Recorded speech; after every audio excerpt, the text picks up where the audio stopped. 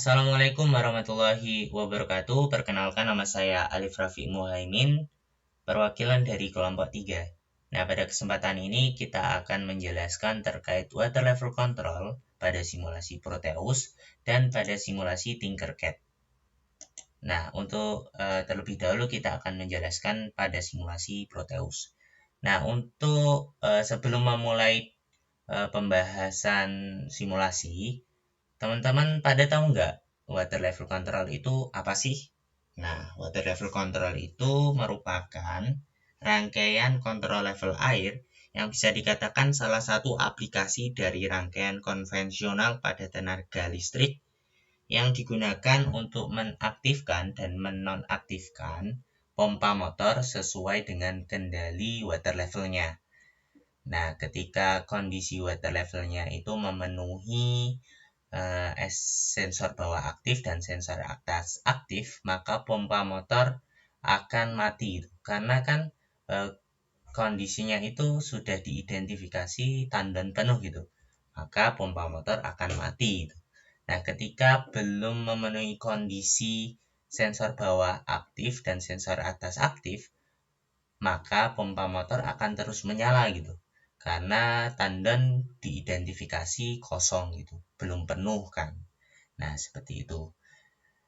Nah, untuk simulasi Proteus ini kita menggunakan baterai 12 volt untuk mengaktifkan sistem kontrol. Nah, yang selanjutnya SW system. SW system ini digunakan untuk kendali utama pada sistem water level control. Ketika aktif, maka sistem bisa menyala. Ketika non-aktif, sistem tidak bisa menyala. Selanjutnya ada button untuk sensor bawah dan button untuk sensor atas. Ini digunakan untuk merepresentasikan dari sensor yang ada di tandon untuk kondisi bawah dan kondisi atas.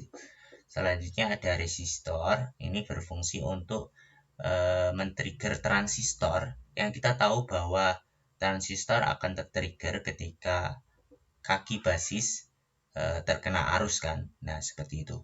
Maka terdapat resistor untuk men-trigger transistor.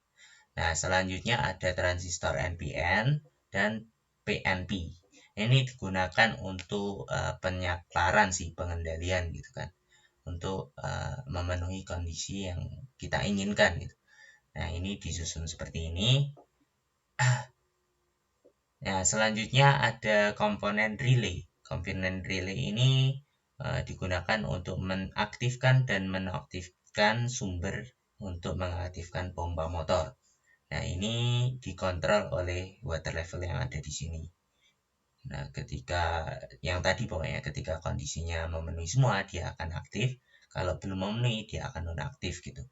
Nah, ini phase-in. Phase-in ini digunakan untuk sumber pompa motor yang nantinya akan memberikan supply tegangan. Nah, yang selanjutnya ada pompa motor. Ini pompa motor ini output dari water levelnya. Nah, kita simulasikan ya terlebih dahulu, teman-teman. Nah, seperti ini. Nah, ketika SW system aktif, maka pompa motor akan aktif karena dia belum memenuhi batas pokoknya kondisi 1-1 belum memenuhi gitu. Jadi dia akan aktif gitu. Nah, ketika sensor bawah aktif itu, nah dia belum memenuhi 1-1, maka dia terus menyala gitu. Nah, seperti itu. Nah, ketika sudah memenuhi kondisi, maka pompa motor akan mati karena sudah diidentifikasi kalau tandon sudah penuh gitu. Nah, seperti itu untuk simulasi Proteusnya. Nah, untuk selanjutnya ke simulasi Tinkercad. Nah, pada Tinkercad ini kita memberikan komponen baterai, terus ada saklar, switch ya, kita bisa dikata. Nah, ini untuk kendalinya, kendali utama. Sama sih seperti Proteus, tapi ini ya ada beberapa komponen yang diganti. Nah, switch ini untuk sensor bawah yang ada di sini. Nah, ini sensor atas. Nah, ya, kita juga menggunakan resistor untuk yang masuk ke basis. Nah, selanjutnya ada transistor NPN dan PNP. Misalnya ada sensor ini apa namanya untuk relay lah, relay. Ini, nah ini untuk outputnya kita ganti pakai LED gitu. Nah, selanjutnya kita simulasikan ya teman-teman. Nah, ketika kondisinya itu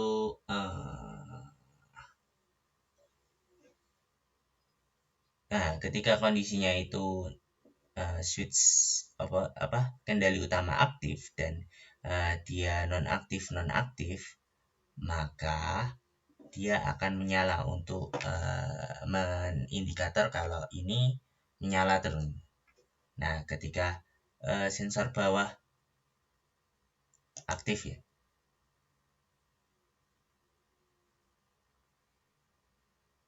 nah dia tetap menyala gitu.